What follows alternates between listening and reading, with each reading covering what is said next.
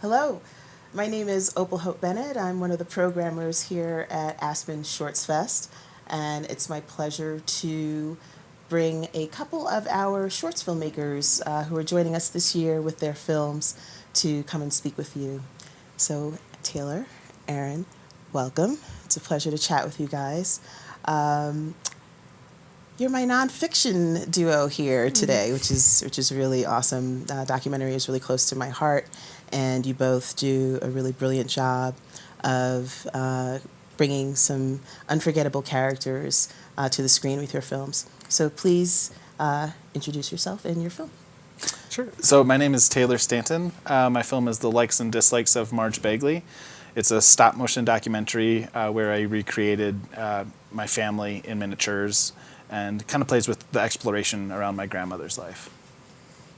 Excellent. My name is Erin Sanger. I directed Mac Wrestles, which is a short documentary that follows the high school wrestling career of Mac Beggs in Texas and sort of the controversy and drama he went through as a transgender athlete competing in a state which requires youth athletes to compete against the gender on their birth certificate. So, light matter. Both of your films really grapple with themes of love and family and identity. That was the question that I was, before we started, kind of trying to grapple with. Because, I mean, particularly with your grandmother's story, I really felt like you wove in this great thread of her kind of finding herself and finding her voice. So talk about how you crafted this overview of her life and you did such a really great job of weaving in your different family members. I just was really impressed with how you did that. Talk about how you crafted that. Thanks. Yeah. So I think a lot of it came from, I started working on the film after, in my family there was about a 3-year period where I had a lot of different family members die, kind of the older generation of my family, grandparents and things like that.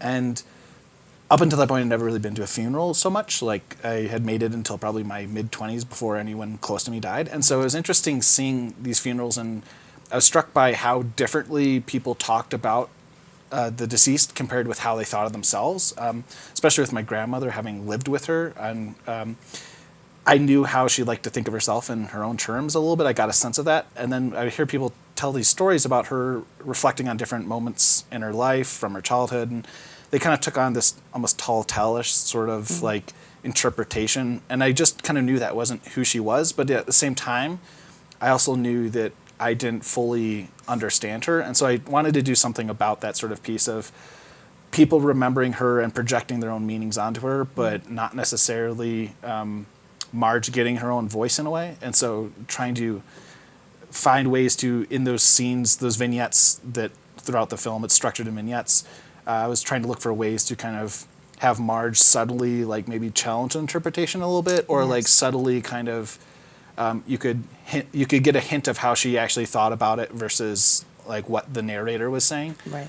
Some of the vignettes are, more obvious than others. Some of them are just more purely comical or establishing sort of moments of her life. But towards the end of the film, you see a lot more of the kind of that sort of subtext. At least I hope that comes through. So. Well, I remember particularly the scene where you guys are playing the game. Apples to apples. Likes and dislikes. Yes. and how she particularly kind of turns tables on. Yeah, and that was a specific event that happened when I was coming back from college, and it was around New Year's that we were playing this game, and just kind of this sort of outrage that we were all experiencing, where she was claiming she was it was a very silly way, but it seemed like there was kind of this sort of maybe more serious undertone to it, where it was kind of her slight rejection of being you guys may not know me as much as you think you do. I mean, right. Or at least that's kind of how, in hindsight, I was thinking about it later on after she passed away. But yeah. And then Mac is really trying to assert who he is to the folks who are trying to tell him who he is. And certainly I felt like that was very well depicted and captured in your telling of his story. Talk about any challenges that you encountered while showing such an intimate and personal kind of journey that he was going on. Yeah, well, fortunately, Mac and his grandmother Nancy were incredibly open and willing to share their story with us, which made the filmmaking so much easier for us. I think, sort of the challenges my co-director Taylor and I ran into involved other people being nervous to comment on the story because of the level of controversy surrounding it. So, there were a bunch of people we tried to get interviews with that just didn't want to go on the record. Wow. So that was something we sort of grappled with. There were certain things we wanted to explore more deeply in the story, but just got a bunch of decline to comments. So had to kind of work around that. And then, not to give too much away about the film, but, during filming, something happened that we were really not expecting to happen. And so that sort of changed the whole film and what it ended up looking like. So about halfway through, there's a shift in the story that we weren't expecting as filmmakers, and our subjects weren't expecting either. So that was a challenge of just sort of going through this thing with Mac and then figuring out how to rearrange the whole film to sort of accommodate this unexpected event. And that is so documentary. Yeah, truly.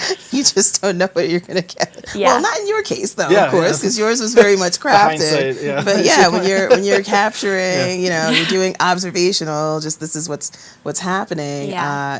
That is the name of the game. How long were you following Mac? So we followed Mac basically the summer after he graduated high school and before he went to college. So it was actually a pretty contained period of time. Right. And we filmed with them on 3 separate occasions. Oh, yeah. That's it? 3 separate occasions? Yeah, I think because so much happened in such a short period of time, it seems like we filmed for longer than we did. For sure. But it just timing worked out really well for us to be able to get a ton of dramatic turns in the film within a contained period of time. And how did you determine what your arc was going to be, like where you were going to come out, basically? Yeah, so it's such a complex story, and Mac and Nancy are such unbelievable people, and they're so much larger than life, and there's just so much content.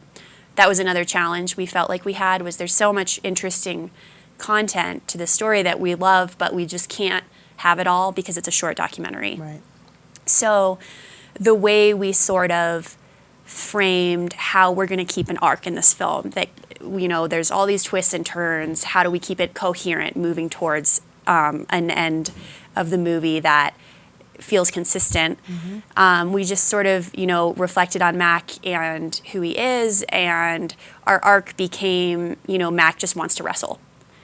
Like everything that happens is an obstacle getting in his way, because that's actually what happened. And so it's sort of the journey of Mac just trying to wrestle because it's what he loves and it's really defined him. Yeah, I thought it was really also speaking to the generation that Mac is in. The portions of the film where you show his very robust is not a great word, but that's all that I have coming to mind right now. Online presence. Yeah. The fact that he is actually quite open online and sharing his journey. Can you talk about how you decided to include that? If you thought about including more or less, or because that's something that I see a lot in filmmaking writ large right now, kind of inserting social media, even more into the fabric of the film. But I thought it was really an important footnote in Mac's story. Yeah, we knew it was something that was integral to the story the whole time. Social media became a really powerful platform for Mac to connect with other trans athletes, trans kids, to really find a community of people going through a similar journey. But it sort of became this double-edged sword where Mac was able to document his transition process via social media, reach out to people who are going through the same thing, connect with them, support them, receive support from them.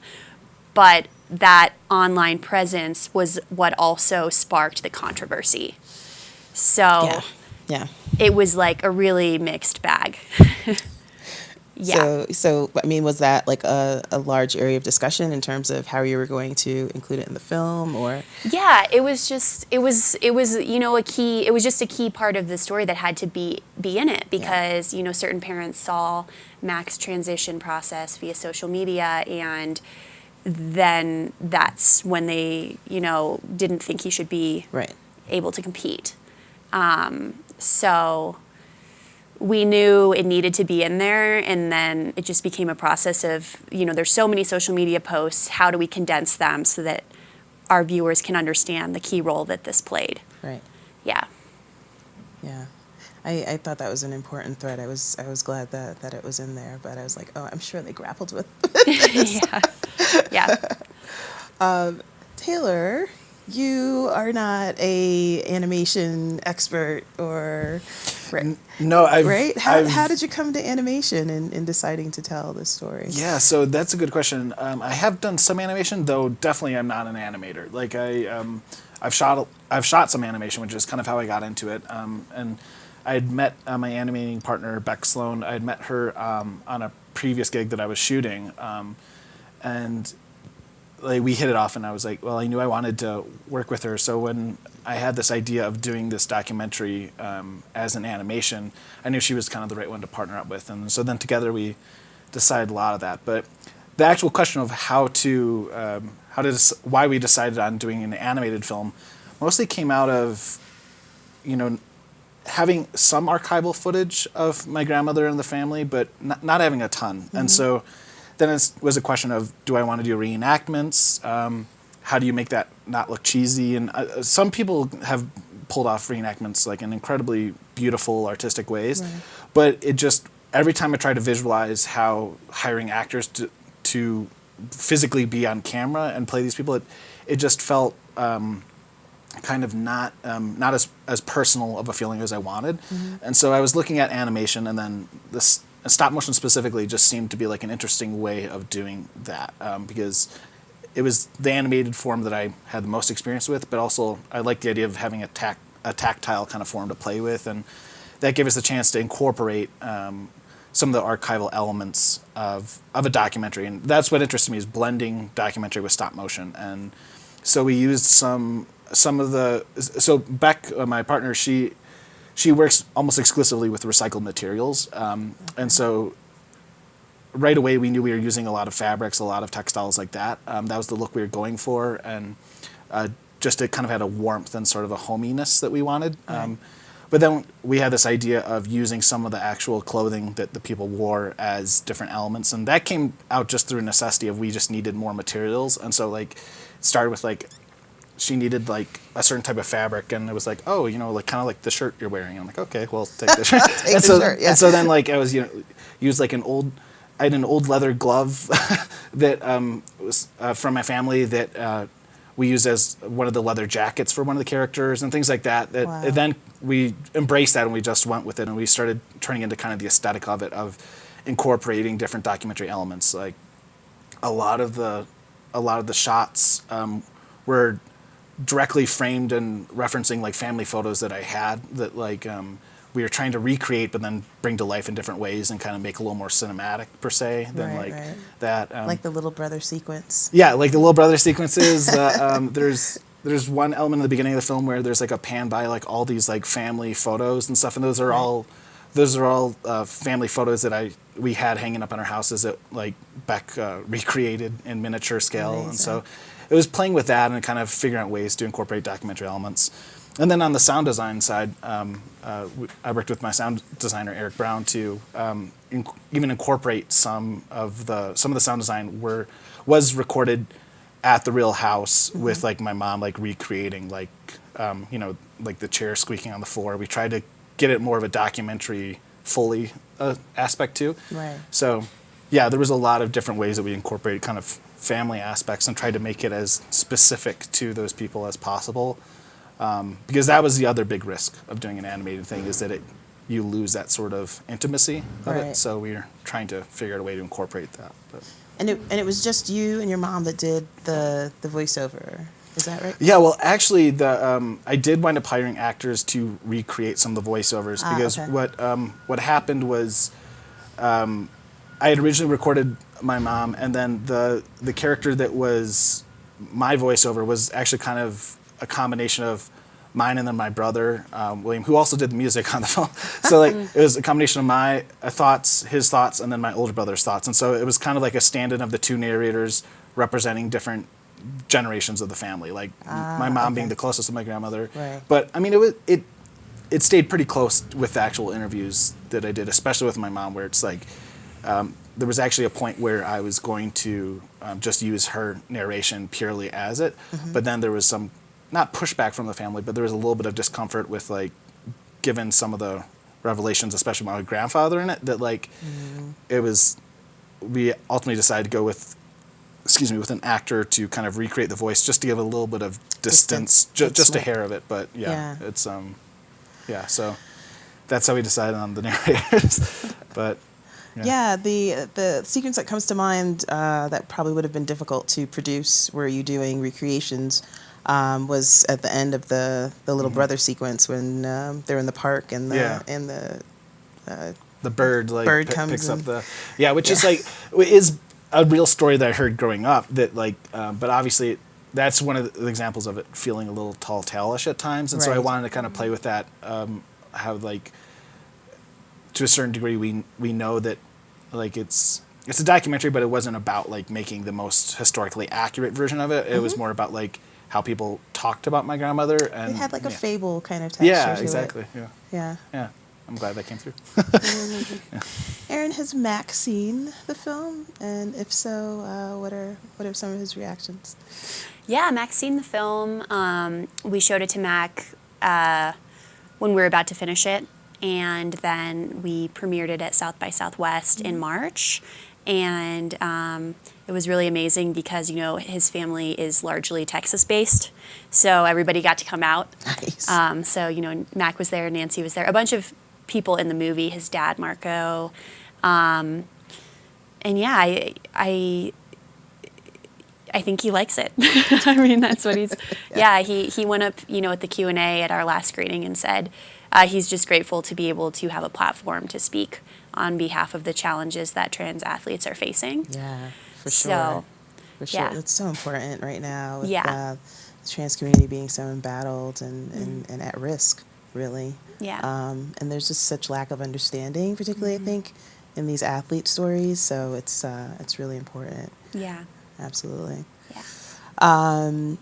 Where is the film going next? You're just starting your festival? Yeah, we're just starting our festival run. It'll be at Tribeca in April. Montclair, actually, I don't think I can say that yet. Sorry, Dallas. A few others. I can't remember which ones I'm allowed to say yet, but sorry. yeah. And then it is going to eventually be broadcast on ESPN. It's an ESPN 30 for 30. Excellent. So it'll end up on their platform. That's fantastic. Yeah. Everybody needs to see it, so that's important. Oh gosh, now I feel bad about asking that. Revealing state secrets with where likes and dislikes is going next. So I'm trying to think. So we're a little ways into our festival run. We've played at a lot of festivals over the, I guess, just the past year. Like it feels like, I mean, with stop motion, it's such a long process that it feels like it's been longer than that. But really, it's only kind of been seen since last April in different forms. So in terms of where it's going next, like I'm trying to think, like I'm trying to think what I can say.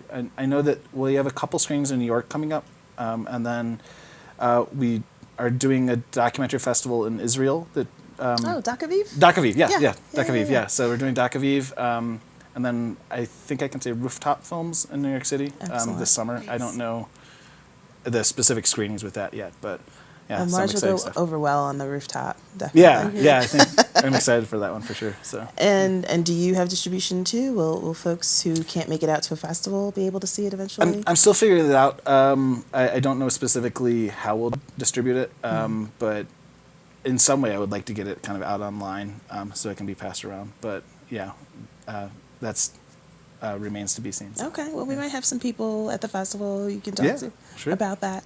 That'd be And great. then what's next on the horizon for you guys in terms of new projects that you're working on? Sure. You can. You go ahead. Okay. Actually, right now, I'm trying to develop several different projects. So I've got a couple screenplays that I'm working on, a couple short films, and developing a couple different ideas right now. I'm trying to decide which one to pursue next. Some of them aren't stop motion, but I'm also talking with my animator Beck. We're talking about possibly collaborating on developing like a stop motion TV pilot, but we're not sure on that yet. So that a lot is in flux with that right now. But yeah, developmental stages for a lot. But yeah. Awesome. Yeah, I am currently in production of my first feature-length documentary. Go, Erin. Thank you. So, continuing to work on that. It's a longer-term project. And then I also do narrative work. I sort of move back and forth between fiction and nonfiction. So I'm developing a couple of narrative features right now as well. That's fantastic. All right, enough work. Let's talk about Aspen. You guys have been here for a couple of days. What have you gotten to do or see or experience since coming to this elevation? So I just got in yesterday, and it's been great so far. Yeah. I'm looking forward to a weekend of I might try and do some skiing. We'll see. Oh, okay. You're gonna If go I'm a little skis? more adventurous, I might try that. But mostly, I've just been walking around the town, and it's beautiful downtown. I'd never been to Colorado before, so it's yeah. definitely interesting, the kind of history here of the gold rush and then the silver rush and stuff. It's interesting seeing that side of it. But yeah, it's a lot of great restaurants. And, Yes, yeah. the food scene is fantastic, and there's hot springs. Yes. Yeah. I didn't get into one last year, but I'm like, I got to do it this year. So, yeah. Yeah. I've been here for, I think, one day longer than Taylor. Seen a lot of really good movies so far. Yeah. I thought the programming has been really fantastic. And I grew up in Colorado, so I know the area. Your home state. Yes. Awesome. Where are you from? I'm from Denver. Yes. Yes. So I definitely want to take a good hike. There's a town about an hour away called Glenwood Springs, which has a massive hot springs that I might go to for a Oh few my hours God, one I'm day. like totally tagging along. I'm gonna Please invite come. myself. I You're believe saying it's all the things, the hike, the springs. This is what I want to do. I believe it's the biggest hot spring in the world. That's what I've Really? been told. It's amazing. Wow. And yeah, my family was able to drive out for the premiere last night and see the movie, that's so that was great. really cool. So seeing my parents some too. Oh, that's perfect. Yeah. I was told there's a restaurant that you can cross country ski to. Really? You know- No, I didn't hear about that. That sounds right. That sounds wonderful. That's very Aspen, right? Yeah. I was like, I don't know. I saw those Nordic Track commercials, and those look like a pretty hard workout. Like, I'm not sure. But no, my friend vacations here a lot and said, don't miss it. That's the place to go. So Nice. Nice. I'm looking forward to being adventuresome with you guys. Cool. Yeah, so I think that is our conversation. Great. And Thanks for having us. I will. Yeah, it's my dot kids. I always want to talk to, and you guys genuinely have brought two, I think, of standout subjects that I've seen thus far this year. So, bravo. Thank you. you. Thanks so much. On job well done. And please extend that to Taylor as well. Will do. Yeah. And I will just say to the audience to please be sure to join us at Aspen Shortsfest for more great shorts programming and industry panels. Saturday we have Short Term 12, the one feature film that's playing in the program. So please come out for that. We're going to have the film's director with us, and we'll be bringing you more short films through Sunday this week. Thanks so much for joining us.